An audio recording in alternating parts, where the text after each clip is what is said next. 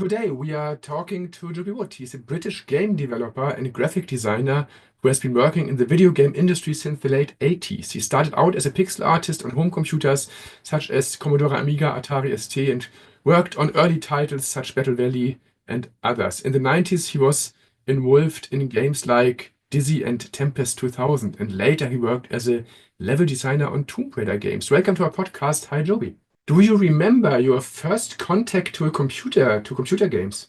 Yeah, God, I remember my stepdad, when I was a child, bought the ZX Spectrum, so that'd be the first computer that we owned.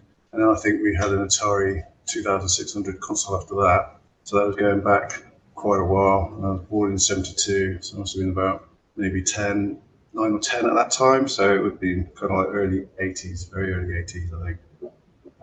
And then after that, kind of progressed, had a BBC Micro for a while, and then finally got the Atari ST, which was when sort of the games started to get really interesting, I think. Although the BBC had some good games on it as well. Do you remember the games you played at that early days, the first games you saw?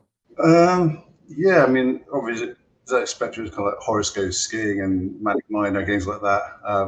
And then the BBC, there was quite a few decent games. That was when I first started kind of messing around with programming as well. I didn't really do much of that on the Spectrum. But with the BBC, I was trying out the BBC Basic, and there was quite a few good games on that as well. I remember, was it Joust was a good game, and Super Sprint as well was a good game. Some of the arcade conversions on the B were actually really quite good. Then obviously it kind of like the Atari ST and the Commodore 64. That was when things started to get really interesting gaming wise. Did you only play or did you try to program something at the days? Yeah, I was programming on the BBC, but only in BASIC. I was kind of like doing programs. Obviously, I was buying all the magazines like Crash and Zap, and kind of the BBC Micro ones as well. And some of those have programs in BASIC, so I was trying out those. Obviously, in my youth, and kind of messing around with a bit of pixel art then as well. And then kind of like, I made some friends. I grew up in Bristol, which is obviously famous for Banksy and stuff like that, and Bristol City Centre had quite a few decent computer shops. And so I used to go around at the weekends. I'd go down there and kind of like hang around the computer shops and look at all the games and the demos of the games and stuff. And I gradually made a few friends. So I met my sort of friend Derek Gilchrist, who was a programmer at the time. And then kind of like we decided at that point that he was going to be the programmer because those were his main skills, and I was going to be an artist. So that was kind of when we first started into making demos and things like that. I think he had an Amiga, I had an Atari ST. The demos that we were making were mainly on the Amiga at the time. Did your environment, your family, your friends understand what you were doing on this computer at that early days? Yeah, it's kind of like it's going towards the end of school and so doing my GCSEs and things like that, and kind of a lot of people were deciding whether or not they were going to do their A levels and or go to college and things like that. Obviously, I kind of made these friends involved in the computer scene, the demo scene, and stuff like that. So after I had to have a bit of a difficult conversation with parents to say that basically I decided I was just going to concentrate on doing the computer stuff and not kind of do A levels, things like that. And so it's kind of like a tough time, but in the end, things worked out. But it wasn't easy going to begin with, for sure. And how did you originally get into the video game industry? Was there a specific moment or influence that let you become a game developer? So me and my friend Derek, who I met, so I guess I was about 14 when I met him. We were kind of doing demos on Amiga and stuff like that. And we made a few friends in a computer shop called Broadway Computer Centre. We used to hang around in there, and kind of like there were a few computer groups around who would do demos and stuff like that. So we met a few people through them, and eventually we were kind of persuaded to start showing the demos that we made to some computer games companies. So we remember we took a trip from Bristol to Leamington Spa to go and see Codemasters, and we showed them the demos that we've been working on. We were kind of like pushing to try and basically get a contract to make a game, like whether it was a football game or a driving game, original games mainly. But in the end, we were offered conversions. So I think we did like a conversion. There's a game called Battle Valley. Yeah. I that was one of the first projects I read. You did the graphics for it. Can you tell us how you did the graphics? Did you use tools at that days, or have you own tools or tools from the companies? How did you do the graphics? Okay, sure. So Battle Valley to begin with was a Commodore C64 game, I think, for Houston. And then we were asked to do the Amiga conversion. So basically did the Amiga conversion for that. And I think I used, what was it? No, it's Degas Elite on the Atari ST. I can't remember what the Deluxe Paint was it? Deluxe Paint on the Commodore Amiga, I think, yeah. So if I was doing the graphics on the ST, it would have been Degas Elite. And then on the the Amiga, it would have been Deluxe Paint. So obviously, I did the graphics for that, and Derek did the programming. And I remember that project took about 6 months, I think, from start to finish, which, because we were young, seemed like an eternity. And it was a stressful project. I remember Derek was struggling to get it done. But I mean, looking at it now, it is quite a small project. There's only really one level, even though it's a big level. Um, but it was kind of like our first game that we made, and there were a few hurdles for us to deal with. Thankfully, Derek had a few programming friends who were able to help him out, and I think I had the easier time of it on that project because obviously I think graphics were a bit simpler to do than the programming at that time. You did graphics later for a pub trivia simulator too. Was it easy for you to do graphics for all sort of games, or Yeah, I mean, Pub Trivia, again, that was a conversion, I think. So the game was already been made. So we were given, Codemasters gave us what they already had. I can't remember what the original format was for that game. But basically, I was given the graphics, I think it was conversion from the Spectrum. So I was given the graphics that they had from the Spectrum, and then basically just had to kind of like add colors to them or increase resolution, make them look a bit nicer.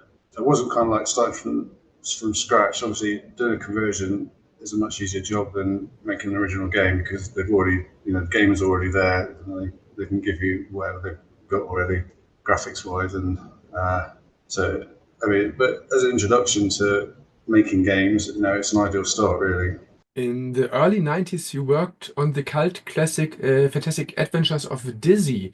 How were you involved in this project, and what did you contribute to the Amiga and Sega Genesis versions?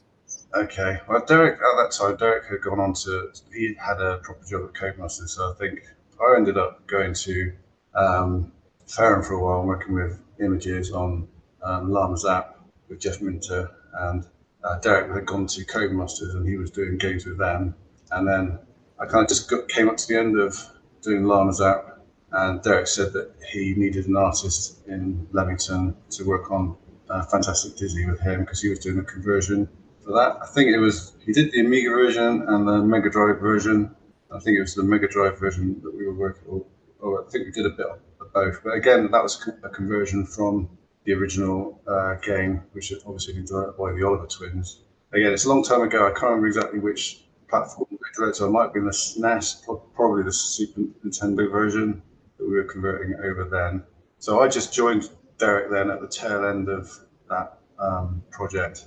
So I had to basically finish off. He had an artist called Lee Christian who he'd worked with on a game called Yogi Bear, and I think he was working with him, but they kind of like drifted apart, kind of like halfway through the project. So basically, he called me in to finish a job, help finish a job. So. Tempest 2000 on the Atari Jaguar is now considered as a classic on the system. How did you come to be involved in this project, and what did you learn from it? Especially the Jaguar had a quite unique and difficult hardware. Yeah. So when I was growing up in school, I remember obviously when we had the Commodore 64 and stuff, Jeff Minter was a very well-known programmer. He did games like Sheep in Space and various other ones. So when I got the chance to work with him, obviously I jumped at the chance. Derek was working at Codemasters, and I got a call from Carl Jeffries at Images, who basically said, they've got a contract, and would I be interested in working on it? So I said, yeah, that sounds fine by me. I knew who Jeff was. So I ended up going to Wales and kind of stayed with Jeff for a couple of weeks in his cottage, and we went over that was Tempest 2000. So obviously I did Llama's App before that, and then Tempest 2000 was the project after that. So Jeff was happy with the work that I did on Llama's App, and so I think it was a couple of months after that project finished, he got in touch saying that Atari was interested in getting Tempest 2000 done for the Jaguar.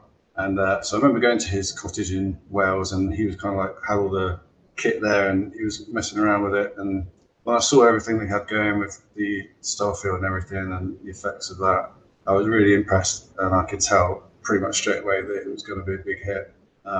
So graphics again, bitmap graphics. He just kind of like wanted Legos and things like that. So graphics wise, there wasn't a huge amount of graphics that needed to be done on that project. It was mainly obviously Jeff's kind of like expertise and his kind of like psychedelic nature, I guess.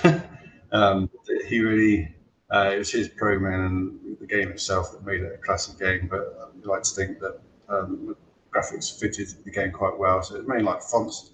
It's mainly the experience that I got from the demo scene, the Amiga demo scene of doing fonts and logos and things like that, that I kind of helped me to do the graphics for Tempest 2000. But thankfully, it was very well received. You mentioned Jogi Beer from 1994. What was it like working on a licensed game featuring a well-known cartoon character compared to original titles?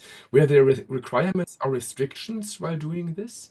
The Yogi Bear, I didn't work on that one. That was a game that was done by Lee Christian. So Lee Christian was the artist who was working on with Derek on the Dizzy game.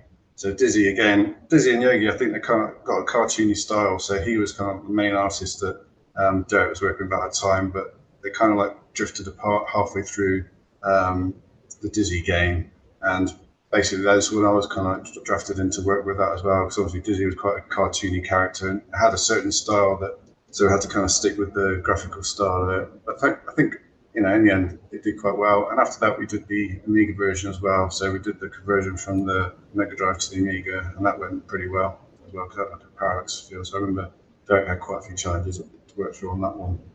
What was Llama Zap for the Atari ST? I don't remember this game. Yeah, that was the first game I did with Jeff, and that was kind of like a sideways scrolling shooter game. And basically, it was kind of like, I guess, a bit like R-Type. If you remember R-Type in the arcades, when Jeff was going for, so he had a ship that you could do power-ups and things like that. And again, it's kind of like Beastie. Beastie's, so the theme was like a Beastie things had big camels and sheep and things like that. And it was just similar, I guess, to Sheep in Space, with the parallax had kind of like top and bottom layer parallax and several different levels with, I mean, it's just Jeff being Jeff, and he went all out on that one. But again, I think the Falcon, it wasn't a huge success. And the Tempest, the Jaguar as well. It's kind of like, it was a struggle, I think, for Atari then with their computers and consoles. But, they were quite well received and they did get quite a bit of attention. So You did graphics for a lot of systems, Atari, Amiga, Genesis, and later you worked for DOS and Sega, for example, for the game BC Racers. Was it easy to do graphics for different systems? Did you convert them, or how did you switch between the versions? Um, so mainly, I think the graphics I did for Llama's app and Tempest 2000, I was just using a PC to do that. So I was actually doing the graphics on a PC. Obviously, we all use PCs these days for everything. But back then, it was kind of like switching between the Atari ST or the Amiga or PCs. I remember at the time thinking, oh, PCs aren't that great compared to the Amiga or the SC. But yeah, I was kind of towards the end of working at Images. They said, PCs are the way to go, and we should all get used to working with PCs and stuff. But because I was obviously used to working with the Atari ST or the Amiga, it was something I wasn't really keen on doing. But so I bought my first PC at the end of working with Images. But there was, I mean, obviously working with consoles and things like that, was a lot of compatibility problems. People having to work with different formats, things like that. Things are a bit easier these days, I think, a bit more streamlined. But yeah, back then it was all quite a bit of a challenge. You joined Core Design in the mid-90s. How did you end up moving to Core, and what were your first tasks there? Yeah, so we ended up, we were obviously, myself and Derek, we were both working for Codemasters in Leamington Spa, and we just come to the end of the Dizzy game, and we were kind of like stuck in a bit of we weren't really sure what our next project was going to be. So there was a game called Captain Dynamo that we looked at doing for a while, so we started doing some of that. Again, that was a conversion. And we had a few friends from Derby who were working for Core Design, and so we met up with a few of them, and they said, because they're basically just doing contract work, so like freelance work at the time for Codemasters. And they said, oh, we can get you an employed job at Core Design. So I think myself and Derek, we were just a bit fed up with being stuck in kind of like limbo and not really knowing what we were doing. So in the end, we decided to take the plunge and move to Derby and start with Core Design. And then my first I think my first game with Core was the BC Racers, which again, that was Toby Gard, which is the creator of Tomb Raider. That was his game. He was working on the creator of Lara Croft and Tomb Raider, and he basically they wanted it converting, so it's basically an enhancement job on the graphics, basically just adding more colors and stuff like that. So again, I can't remember exactly which. I think there was a console called I can't remember the name of the console, 3DO or something like that. And yeah, the 3DO. And then so he did it on that. And then I think I was in charge, I had to do the PC conversion or something. So it was just basically adding more colors to the backgrounds and stuff like that. That's what I did for that job. So, but yeah, that was a really interesting time because that was when, we actually finally got ourselves into paid work, and Core was a big company, so we were working in house. Whereas before we weren't working in house, we were working from home mainly doing conversion jobs, and so we finally got to work in house and actually on a proper way and everything. You did level design for games there too, for example, for Ninja Shadow of Darkness and later Tomb Raider. Was it easy for you to do level design because it's not the same as doing artwork only? Yeah, so before that, it was kind of like bitmap work, and there was obviously a few bits and jobs with level design and kind of making block art. Whereas you knew the graphics were going to be used for level design, so you make the block art and then create the levels. And so it was kind of like progression. Ninja Shadow of Darkness was our first real test, I think, because it was like a 3D game, which is obviously something new. And it was an original game as well. So it was a big jump from what we had been working on previously. And kind of like Derek and I came up with the idea to begin with, and then Derek actually left the team, and we were working with a few other guys, a couple of Danish guys called Brian and Martin. And so Brian had experience with 3D, and that's when we started looking at 3D. So I was given a copy of 3D Studio on the PC, and we started kind of looking into the game eventually came out on the PlayStation, but it was originally intended for the Sega Saturn, I think. But that version ended up being dropped in favor of the PlayStation, basically just because Dan was the programmer who came on towards the end of the project, and we decided it just needed PlayStation had just a bit more extra power, and we just wanted to be able to get a bit more out of the project. But it was a long project; it took about 4 years, I think, to get that project from start to finish. So obviously, compared to our first game, Battle Valley, which took 6 months but seemed forever at the time. 4 years, spending 4 years on a game. I mean, that was a real slog, and but we did get through it in the end, thankfully. And the game, I think is quite a decent game for PlayStation. But at that time, kind of like Core, they got Tomb Raider in the bag, and so they'd made like the first game. I think the first Tomb Raider 1 and Tomb Raider 2 had been finished by the time we actually finished Ninja Shadow of Darkness. So they kind of like knew that they had a hill in their hands, and they were putting everything into Tomb Raider. So we kind of got left by the wayside a bit. But thankfully the project didn't get canned, and we were able to get it finished. And it is actually quite a decent game. I think quite a few people who played it do think it's an enjoyable experience. You were a level designer for some Tomb Raider games, we said, Last Revelation and Chronicles, for example. How was it for you to work or to help to develop such a famous series featuring Lara Croft? Well, yeah, I mean, obviously, kind of been while we were working in the office on Ninja Shadow of Darkness, there was obviously this kind of buzz was all building about the Tomb Raider series, and didn't really realize at that time what a big success it had been, how incredibly well received it had been. But in the end, we were able to finish Ninja, and then I got asked by Jeremy Smith, obviously was the boss at Core, if we could do level design for Tomb Raider. I think that they were on so it was Tomb Raider 4, they just finished Tomb Raider 3, and then it's Tomb Raider 4 that they drafted us on. Because people kind of got drafted onto the project, and then people would say, oh, they don't want to work on it any longer or whatever. So there's kind of like a cycle of people. So I think I ended up being one of about 4 or 5 different level designers on that project. So it's Tomb Raider, Last Revelation, which was based in Egypt, and each level designer had their own section to work on. So it's quite good. We were all stuck in a room together, and we all had each other to kind of bounce off. And a couple of the guys, Richard and Pete and Jamie, I think they've been on the series for quite a while, so they knew all the tools and everything. They knew how to use the tools. So obviously, I was a newbie on that one, and so I was able to ask them if I was stuck or needed any help with the tools and all that. After Tomb Raider Chronicles in 2000, what happened next to you? Did you leave core design afterwards? And what were your reasons or goals at that time? So yeah, after Tomb Raider Last Revelation, there was Tomb Raider Chronicles, and both those projects took a year each.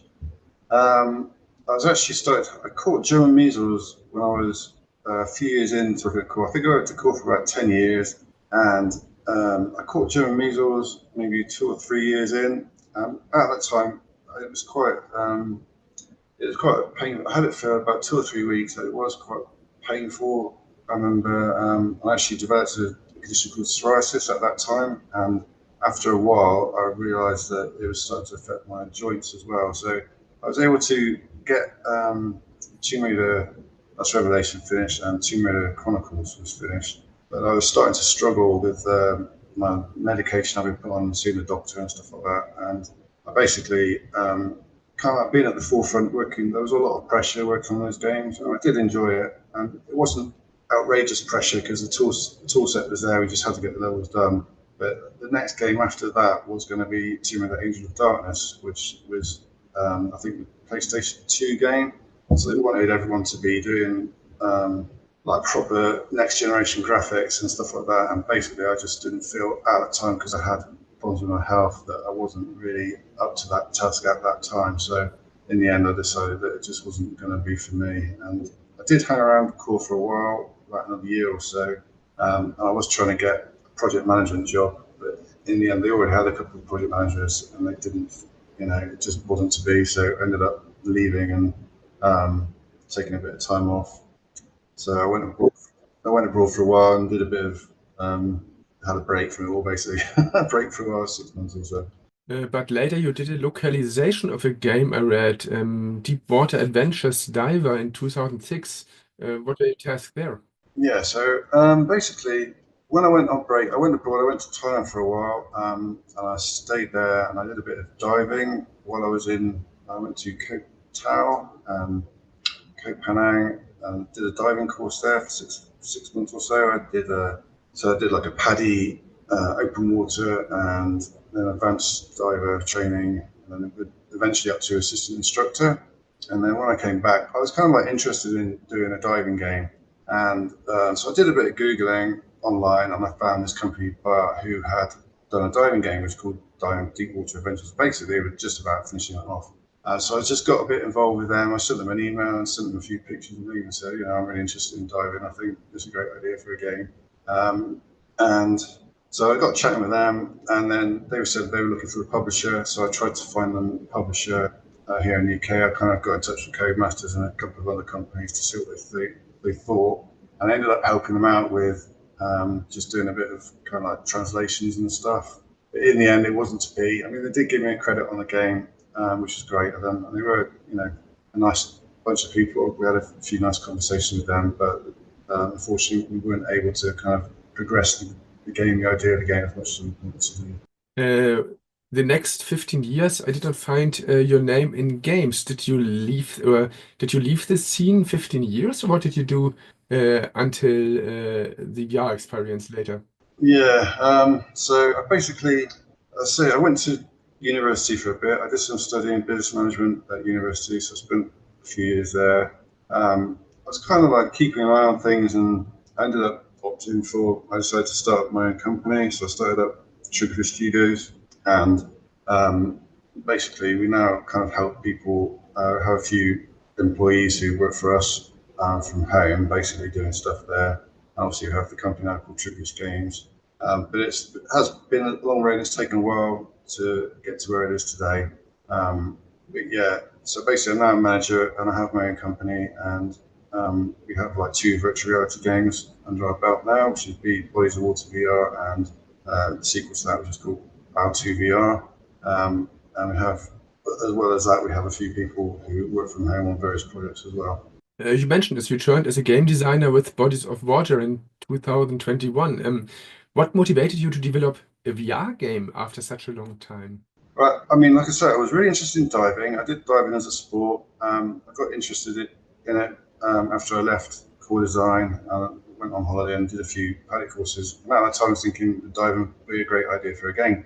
It's kind of got the old what's it? You know, the thrust field, the kind of gravity of it all. I don't know if you dive yourself, possibly. Have you dived yourself? You have to control your buoyancy, and it's kind of like got the feeling of the old game Thrust, which is the gravity side of things, and being able to change your height and stuff like that. So, and it was a game, a theme for a game that I was interested in. So when virtual reality came about, I kind of got me really interested in games again, and I thought, well, I'll give this one a go. And obviously, Unreal Engine was available as well. And the way things are today, with access to all the assets, graphical assets, and things like that, it's made things a lot easier to, there's a lot more things at your fingertips. Kind of like when I left core, you would have to do all the graphics. If you wanted next gen graphics, you'd basically have to make them yourself or get other team members to make them. Whereas these days, there's so much graphics available online, and the power of the engines these days as well. I mean, Unreal Engine is a really great engine. So it kind of got me interested. Virtual reality got me interested again, and so I've been spending, I think, maybe the last 6 or so years looking into that and developing our interactive VR menu system, which we have available online at B.o.W.II and also the B.o.W II VR as well. And then we just finished a sequel, which is B.o.W II VR, which is kind of like a version of that. So, but yeah, they're single-player adventure games. Obviously, the next thing to do would be to hopefully get into a multiplayer type situation as well. And that is something that we are considering, but whether or not we'd actually be able to do that or not, I don't know. But it's something that we do have. The idea is there, and we have the IPO now is there as well. So yeah, it is a possibility. Are you involved in the Tomb Raider remastered versions? I've been in touch with that. I think they were wanting some help with the marketing of that. They've given me a credit on the level design credit, but basically I haven't done any work on that. No, they've just taken the original levels and they've remastered them. So have heard from them, and I've done a bit of promo stuff on it. But other than that, I wasn't really involved with it at all. So I've been concentrating on doing my own thing and getting the games, putting everything into getting B.o.W VR up to scratch and finally released, which has been in the last couple of months or so. You did a lot of different things in your career. You started out as a graphic designer, worked as level designer, and so on. Which of these roles you like most? Right. I mean, obviously, when I was young and uh, first met Derek, and that was an enjoyable time. We were kids, and the whole demo scene, everything like that, was a lot of fun. Um, but I think now it's kind of having the Unreal Engine. I mean, when we worked on Ninja Shadow Dice, for example, we had to develop all our own editor and everything, and that was a real, basically just giving a copy of 3D Studio Max and having to sit in a room with a programmer and develop your own tools to create the game was probably the most challenging time of it all. But these days, having actual Unreal Engine and an engine that's been made specifically for making games or movies, stuff like that, and even though it is challenging and it is a complicated package, once you start getting used to it, it really is an enjoyable experience being able to kind of change things when you want to. And so I think now, obviously, it's the most exciting time ever in games development, and having access to these tools and everything at your fingertips for literally no cost at all is an amazing situation to be in. So obviously, the kids these days are very envious of them. Being able to be young and have all of this stuff available to them is an excellent opportunity. So, What was the company you liked most working for? okay, so I'll always be grateful to Core Design. They did give us a job, an employed job. We enjoy working for Codemasters as well, but kind of being a freelancer and fighting for contracts, it can be you never really know if you're going to be able to pay the bills the next week and stuff like that. So being in an employed position is obviously where you want to be, and Core Design did do that for both myself and Derek. So I'll always be grateful to them for that. But yeah. And what was the project you were involved in you loved most? Which ones have I enjoyed working on the most? I mean, obviously, it's great to be working on the project that's recognised and a huge success. So that was obviously the biggest success of all the games I worked on would obviously have to be Tomb Raider. But again, it's kind of like it can be a curse as well, because once you've worked on a game that has been so successful, it's kind of difficult to fry that up with anything. So whereas before, kind of like Tempest 2000 machines a huge hit, and then obviously Fantastic Dizzy was a big success as well. But to work on a game that was as massively received as Tomb Raider was, kind of like everything after that, because it seems like it's always going to be second best. So it's kind of difficult to think how to follow that up. So I think now I have followed it up, even though it hasn't been particularly well received. It's still early days, I think, with Bodies of Water. And obviously, if we are able to do a multiplayer version as well, then it could turn into something that is extra special. Whether or not that actually happens and we're able to do multiplayer stuff as well, I don't know. But yeah, I mean, it's not a bad time, even though I still have health problems and things like that. I am enjoying running my own companies. I'm enjoying still being involved in games, and it's possible that things could still blossom on from here. So. You mentioned some development times, but what was the longest or the shortest development time for a game you? Ooh, I say, yeah, 6 months. I mean, is a pretty quick time to make a game these days. But Battle Valley was really a small game. It's only one level, but I remember at the time because we were so young. I think when you're 14 or whatever, 6 months seems like forever. So, but these days, yeah, I mean, making a game in 6 months seems like a dream. But turning Tomb Raider around in a year was pretty good because obviously we had a good team and being able to do that in a year from start to finish was an enjoyable experience and something that's difficult to replicate. If you don't have the tools and the team and everything in place, you really struggle to do it. So, but yeah, I think doing a game in a year or less than a year. I mean, maybe on mobile you could do it, but I mean, doing mobile games, well, that doesn't really interest me. I'd rather go for like a big 3D type game, is really where my interests are. But even though with so many graphics being available these days, people just want the best graphics. So, I mean, obviously we are indie and we're not doing AAA stuff, but I mean, it's still a game is a game, and whether it's got fancy graphics or not, as long as the game is there and plays the same, then it is what it is. And if you want everything to be the best of the best, then it takes a lot of investment, as you know. So. Were there a lot of unpublished games or projects in your career? There were a few, especially when we were younger. Myself and my friends there, we did a few we were at arcades, spent a lot of time in the arcades playing games like Rustan Saga and R-Type Outrun, things like that. So I think we're mainly interested in kind of Rustan Saga type games. We did a few prototypes for games called Demon Slayer and um, kind of, but obviously getting the game from start to finish, it's easy enough to come up with an idea and do a few little pictures, but actually getting a game from start to finish, actually making a finished game at the end of it is a real challenge. And so yeah, it does take a lot of time. I know a lot of people these days are trying to make games, especially with Steam and stuff like that. And so there are a lot more titles out there because it is easier for people to do these days. But even so, with all these tools at your fingertips, it is still a challenge, I think, to make a decent game. What were the most important people you met in your career while working on games?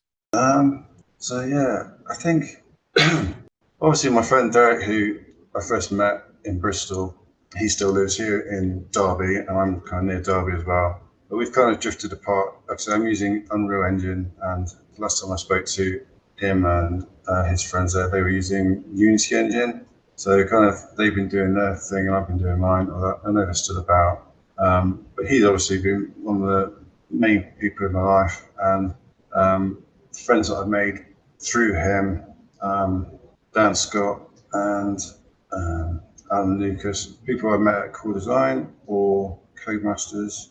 So, but obviously, it's kind of like a long road, and people grow up, and people get married, and people move to different countries, things like that. So, it's kind of trying to stay involved in the industry and keep in touch with people as well. It can be challenging as well. People go off in different branches and things. So, but they are kind of still. I know that a lot of people are still around, but they're kind of working on their own projects and stuff like that. So. After so many years, do you still enjoy playing yourself, or do you play your own games yourself still today?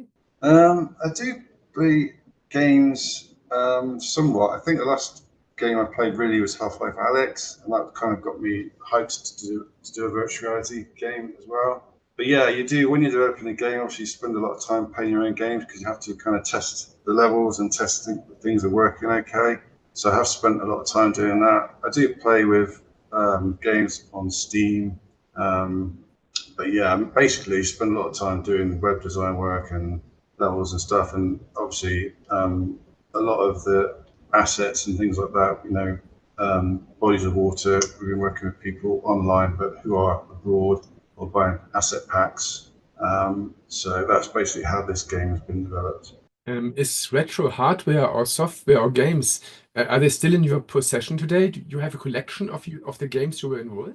Yeah, of course. I have a big boxes and boxes of things in the basement. So I have magazines and things like that. I have copies, but yeah, it's kind of like my. It's all in storage. A lot of it's in storage. But I have things online, like I have the website, and so. But yeah, it's basically my memories and mementos and achievements, and so yeah. Obviously, keep hold of that kind of stuff. That is just what makes you who you are, I guess. Going on to all that, yeah. Many classic games you worked on enjoy cult status today. How does it feel to see games like Dizzy Tempest 2000 Tomb Raider still being played and appreciated by fans decades later till now? Yeah, I mean, it's a great feeling. I mean, it is amazing, really. I think with the emulator scene, there's a big emulator scene now with all the consoles and things like that. So a lot of people are getting access to those games these days, and they are really enjoyable games to play. Tennis 2000, I think, is a really great game. It's great if you enjoy the short blast type things, and it's not like a huge adventure which you have to spend hours on, but you can still really enjoy yourself. And yeah, I mean, I still get people who do get in touch with me these days and asking how I'm doing, how things are getting on. So it is great to think. Obviously, there's always going to be a new generation of gamers coming into games who are interested in games and characters and everything like that. So it's kind of like there's always new people coming into it who are always going to be interested in that stuff. If someone wants to have more information about you, about your work, what you did, what you are doing, is there a place in the net, for example, where we can have a look? Yeah, so basically, everything's available online at w.w.triggerfishgames.com. So if you want to be interested in virtual reality development or getting into any of that, we've got a tool on there called the Interactive VR Menu System, which would be a great place to start, very low cost. Obviously, our engine is totally free. So, and then basically we've got like a bit of information on there and links to our games, latest games, and things like that. So that'd be, if they were interested in getting into games with virtual reality, especially, then I would say that would be a good place to start. Yeah, and then we have to thank you to go a bit through your life with us. And if something special happens in the future with new projects, with old things, do not hesitate to contact us again. Thanks a lot for doing the interview. Thanks, Joby.